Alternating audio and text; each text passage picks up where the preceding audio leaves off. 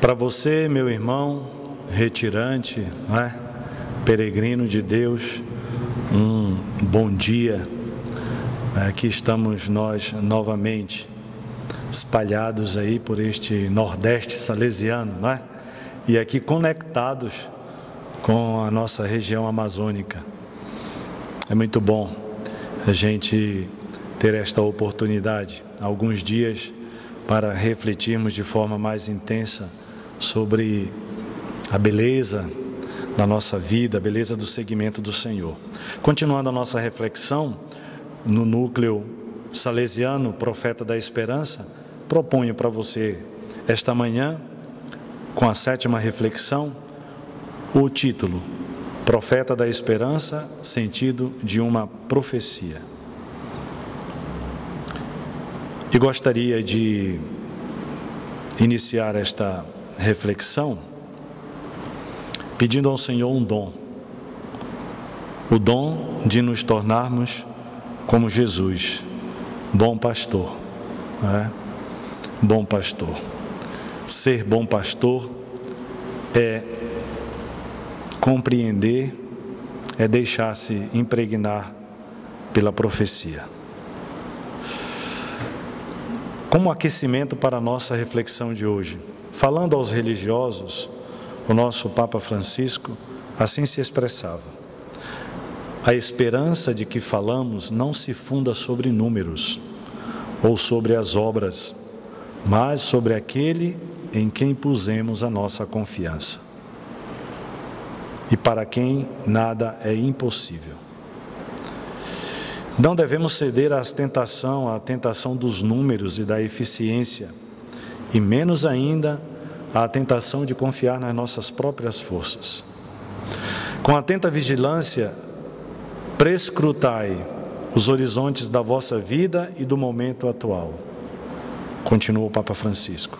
Repito-vos com Bento XVI, não vos unais aos profetas de desventura, que proclamam o fim ou a insensatez da vida consagrada na Igreja dos nossos dias. Pelo contrário, revesti-vos de Jesus Cristo e muni-vos de armas da luz, como exorta São Paulo, permanecendo acordados e vigilantes. Qual o sentido, então, desta profecia de esperança que toca a vida religiosa? Como se apresenta? Nós já falamos ontem que a vida religiosa, que a vida consagrada, se apresenta como uma realidade redimensionada. Aliás, é a tendência a se apresentar como uma realidade redimensionada nos seguintes termos: com menos seguidores, obrigada a abandonar boa parte de suas obras e atividades até imponentes, de minoria, aparentemente perdedora, sem voz em capítulo, socialmente irrelevante, talvez até menos importante na igreja mesma, humilhada pelo fato de suscitar menos vocações e de se tornar escassamente atraente, como se fosse coisa de outros tempos. Obrigada a partir de novo das origens para justificar a sua presença e incerta sobre o seu futuro. É aquela realidade paradoxal que nós experimentamos na nossa vida cristã. Da morte brota a vida. Daquilo que aparenta ser o fim, nasce uma nova realidade. Mas também uma vida consagrada, e é esta profecia propriamente dita, que através desse enorme transtorno, como eu elenquei anteriormente, e que faz parte do nosso cotidiano, que faz parte da nossa experiência também salesiana, e que através deste enorme transtorno reencontrará a si mesma e renascerá mais espiritual e simplificada. Aparecerá então como esperança e como resposta para a igreja e para a sociedade. Os profetas não são aqueles que revelam diz o padre Amedeo Cintini, necessariamente o futuro, mas a verdade. Por isso, a profecia é sempre uma provocação.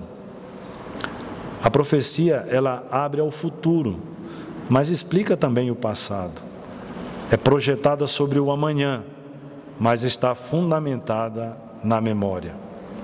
E nesta experiência de vivência e de construção e de sentido da profecia da esperança, tem um lugar muito importante, o exercício do serviço da autoridade. Alerta o nosso autor que é preciso ter cuidado para que a autoridade não se corrompa em poder. Quando numa instituição, melhor dizendo, a autoridade se deforma em poder, as relações e as pessoas se perdem ou são oprimidas. Ou a relação se torna pobre e de baixa qualidade humana e evangélica. Quando, ao contrário, se perde o poder, entre aspas, são recuperadas as relações e a capacidade de autêntico contato humano.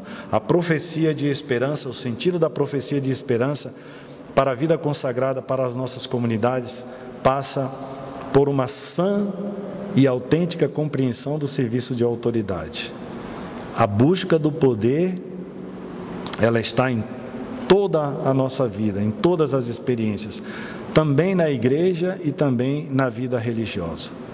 Quando a autoridade se corrompe em poder, a relação entre as pessoas é a primeira a sofrer. Também a vida religiosa teve poder, ou foi tentada pelo poder. O número dos religiosos, a visibilidade, a imponência das obras, o seu significado social, o seu impacto na comunidade crente, suas competências reconhecidas, o seu poder econômico e financeiro, com influência na vida social e eclesial. Os tempos em que vivemos, a nossa experiência de vida comum e, sobretudo, de vida fraterna, pedem urgentemente que seja recuperado o sentido e o valor da relação. Como dizia anteriormente, numa das reflexões, devemos buscar os meios, devemos buscar os recursos, aquilo que nós temos de melhor para superar uma certa crise relacional que vivemos nas nossas comunidades, que vivemos entre nós, irmãos, na vida religiosa. Este é um grande desafio, para redescobrirmos autenticamente os fundamentos da nossa comunhão, do nosso sentir-se e verdadeiramente considerar-se como irmãos. Por isso, é urgente caminhar rumo a uma cultura da relação. Reconhecer com realismo que não vivemos bem a relação. Caminhar em direção a um futuro novo, sem medo e preocupados com a sobrevivência. Na força da relação com Deus, que está no centro da nossa vida, sempre mais aberta e dirigida ao tu. Todo tu que a vida nos faz encontrar como companheiro de viagem no mesmo caminho para a idêntica meta. Somos chamados a escrever uma grande história no futuro, nos relembra o Papa Francisco. Ele que é um verdadeiro místico da relação. E como será essa história? Como devemos entender esta expressão? É aqui que nós devemos nos deixar conduzir pelo Espírito, pela fantasia e pela surpresa de Deus. E então haverá um futuro que já está começando no presente das nossas escolhas. E será aquilo que Ele quiser, aquilo que Deus quiser, que não podemos agora imaginar. Mas nós devemos entrar neste barco da esperança, porque sabemos quem nos conduz, sabemos quem nos guia, não vamos ficar de fora, não vamos ficar à margem olhando, vamos ter coragem. Como diz Jesus, avançai para águas mais profundas. O futuro são as águas mais profundas, porque o Senhor vai tornar eficaz o nosso trabalho. Ele vai fazer frutificar a nossa ousadia esperançosa. Ele vai tirar o nosso medo, vai nos revelar grandes coisas, vai nos surpreender. Uma certeza que alimenta o nosso sonho: a vida consagrada terá futuro apenas se for mais relacional, muito mais relacional do que é no presente. E aí nós estamos vivendo uma mudança de época, e uma época de mudanças, onde a questão da relacionalidade, né, das relações interpessoais, é um âmbito da vida humana que está exigindo muito. Estamos construindo novos modos de nos relacionar. E nesse construir, neste caminhar, há muitos que estão perdidos e desorientados. Mas isso não acontece somente com quem é um pouco iniciante, vamos dizer assim, mas com todos nós, porque somos todos que estamos envolvidos nestas mudanças.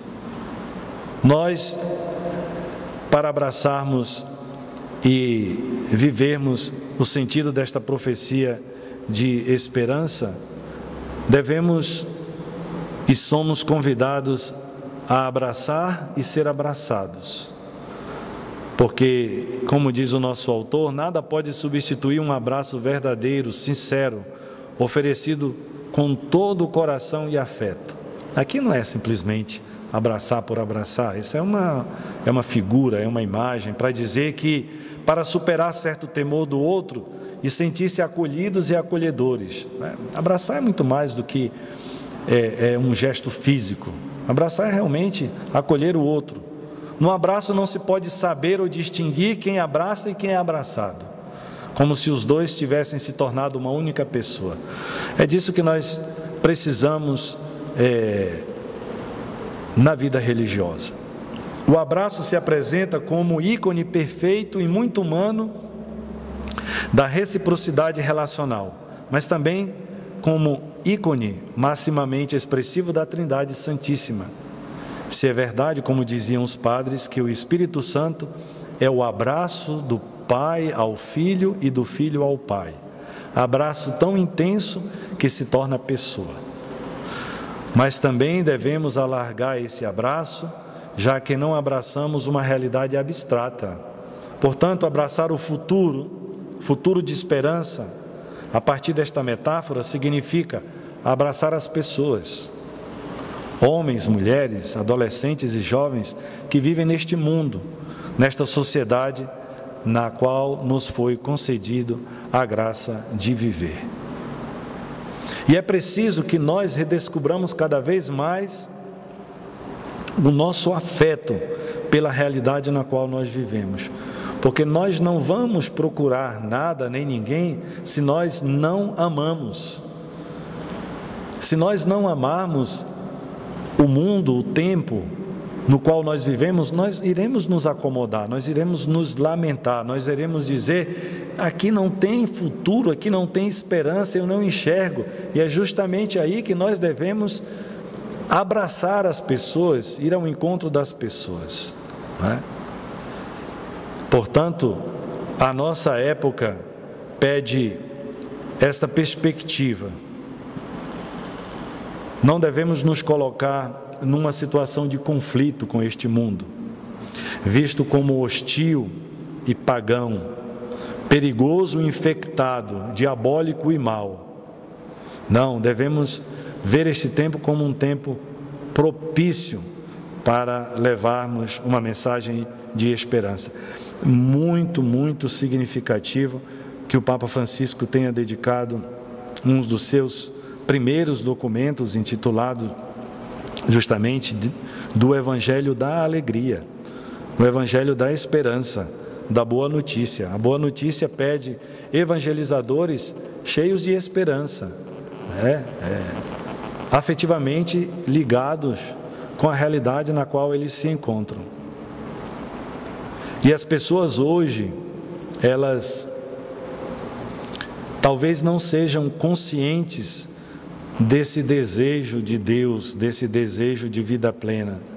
E aí nasce para nós uma grande missão, a missão de fazer despertar, fazer vir à tona, tornar explícito o desejo e expectativa que existe, que Deus depositou no coração de todas as pessoas, também dos jovens, de ver o rosto divino, de escutar a sua palavra, de escutar e experimentar o seu amor. Esta é a essência da vida religiosa, consagrada.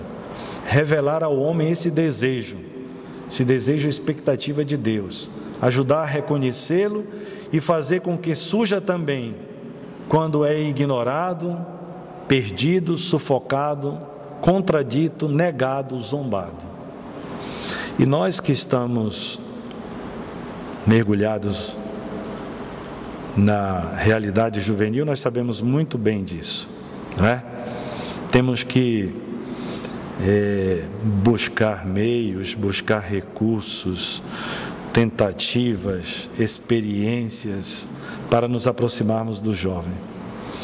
Dom Bosco dizia que em todo jovem existe uma semente, existe uma realidade do bem. É como se fosse um novelo de lã, onde assim, pacientemente, cada um tem que procurar onde é que está a ponta, para poder ali desfazer toda aquela realidade e ir compreendendo aos poucos aquilo que está diante dos seus olhos. Assim também devemos agir nós, né? Despertar esse desejo e expectativa de Deus na pessoa do jovem, naqueles que nós encontramos. Os consagrados têm a missão de revelar que o homem e a mulher são peregrinos do divino, e com eles deve partilhar esta experiência, não tanto fazer coisas. Às vezes nós nos perdemos no ativismo estéril, às vezes nós nos perdemos, e às vezes nem percebemos isso, porque são tantas as exigências, e eu fico imaginando assim as responsabilidades que pesam sobre os ombros dos nossos irmãos, não é? Somos poucos, às vezes somos centralizadores também, às vezes não sabemos trabalhar com os leigos, às vezes custa para a gente partilhar a missão, partilhar o carisma, e aí nos tornamos sobrecarregados, não é? Mas o que na verdade nós somos chamados a realizar, sem deixar, não é, de viver e de cumprir com os nossos deveres, com as nossas tarefas, é revelar para o ser humano, para os jovens, homens e mulheres, que eles são peregrinos do divino, não é? Não devemos assim cultivar alguns traços deste estilo, desta realidade que nós vivemos hoje na sociedade. Uma sociedade que se apresenta, como diz o nosso autor, uma sociedade que se apresenta não como pós-cristã, mas como pré-cristã. Ou seja, uma sociedade que tem no seu íntimo o desejo e a expectativa de Deus, mas que muitas vezes não sabe vivenciar nem explicitar isso. E ele diz assim alguns traços, algumas flashes desse estilo, que depois vocês terão a oportunidade de ler na integralidade com o material que vão receber. Diz o seguinte: primeiro, não se sujeitar ao futuro, antes de tudo, nem ir em frente passivamente, sem prepará-lo. Nós devemos preparar o futuro, não devemos nos colocar assim de forma passiva, mas antecipá-lo com clarividência profética. Segundo, além disso, abraçar o futuro em função das pessoas, quer dizer, não se preocupar demasiadamente com a nossa sobrevivência ou com os nossos números. Terceiro, ter um sentido explicitamente positivo com relação ao mundo, com relação às pessoas, e não de forma negativa, de rejeição ou avaliação negativa, senão nós nos sentiremos paralisados, né? Dom Bosco é o profeta, vamos dizer assim, do otimismo, né? Um otimismo realista, que enxerga as coisas boas, onde parece que não existe nada. Quantas vezes a gente teve que repetir para pessoas, para educadores que trabalham conosco, diante de determinados jovens, de determinadas situações. É preciso acreditar, porque o jovem tem esse desejo profundo de viver a experiência de Deus, mas muitas vezes sente dificuldades para poder explicitar. Quarto, enxergar as potencialidades positivas e fecundas nesta cultura. Quinto, evitar da maneira mais absoluta possível os pessimistas, lamurientos, couveiros, profetas da desventura, terroristas do espírito, incapazes de ler no presente a direção do futuro, saudosistas do passado e enraivecidos com o presente e com o mundo inteiro, desiludidos com a igreja e com os seus pastores. Usemos a energia para aprender a língua falada hoje, falar a língua de hoje, ou dizer o Evangelho e a nossa espiritualidade em língua e dialeto locais, para que todos possam compreender e desfrutar. E sexto, ver com a qualidade da nossa vida espiritual mais do que sermos geniais e inteligentes, pois sabemos que a busca de Deus, se é sincera, passa também pela dúvida, pela incerteza, pela luta e até pela rejeição e pela negação, ou pela sensação da ausência e do silêncio do Deus misterioso. Precisamos ser sempre mais peritos no discernimento espiritual. Portanto, meus irmãos, a nossa espiritualidade se configura como a espiritualidade do cotidiano, do simples, das pequenas coisas.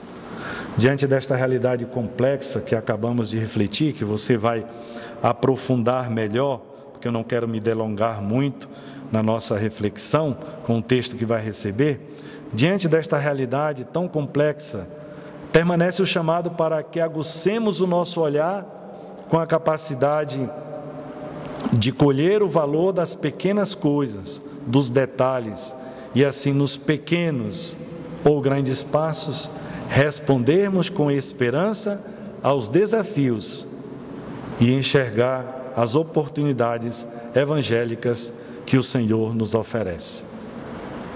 Por fim, como diz o Papa Francisco, lembremos-nos de como Jesus convidava os seus discípulos a prestarem atenção aos detalhes.